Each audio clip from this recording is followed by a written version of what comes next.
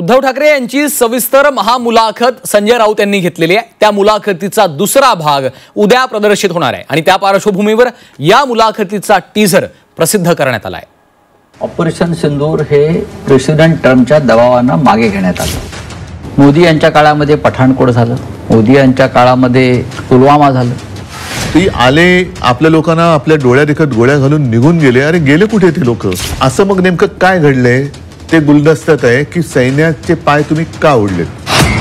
देशाच्या प्रतिष्ठेपुढे व्यापार महत्वाचा आहे। त्यांनी निवडणुकीचा व्यापार केलेला आहे, सत्तेचा व्यापार केलेला आहे, आता देशाचाही व्यापार करतायत। ज्याला 75 वर्ष झाले त्यांना कोणत्याही सत्तेच्या पदावर राहण्याचा अधिकार नाही। 75ची शाल भागवतजींनी घातलेली आहे। जसा पंडित नेहरू नंतर एक प्रश्न होता, आफ्टर नेहरू हू?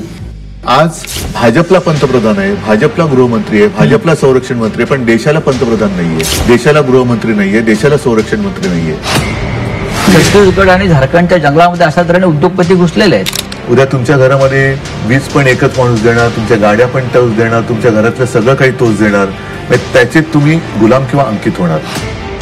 आंतरराष्ट्रीय स्तरावरचा हा लँडस्केप या धारावी पुनर्वसन प्रकल्पातून सुरू होतो आहे। धारावीच्या बाजूला जे बांद्रा कुर्ला कॉम्प्लेक्सची जागा आहे तिकडे अहमदाबादला जाणाऱ्या बुलेट ट्रेनचं स्टेशन हा निवड योगायोग समजायचा का? महाराष्ट्रात खास करून मुंबईत आणि मुंबईच्या आसपासच्या उपनगरामध्ये लादलेल्या हिंदी सक्ती विरोधामध्ये महाभारत घडताना दिसतो। आमचं मारुती स्तोत्र आहे ना, आम्ही मारुती स्तोत्र म्हणतो, तुम्ही हनुमान चालीसा म्हणणार, देव एकच आहे तो। 20 वर्षाच्या कालखंडानंतर उद्धव ठाकरे आणि राज ठाकरे मराठीच्या मुद्द्यावरती एकत्र आले। गुजरातमध्ये आम्ही गुजराती आहोत पण देशाचा विचार केला तर आम्ही हिंदू आहोत। बंगालमध्ये आम्ही बंगाली आहोत पण देशाचा विचार केला तर आम्ही हिंदू आहोत। मुंबई महाराष्ट्रात राहील असं आपल्याला खात्री आहे? कोणाची माहिती आहे? मुंबई महाराष्ट्रापासून तोडायची, बघू आपण।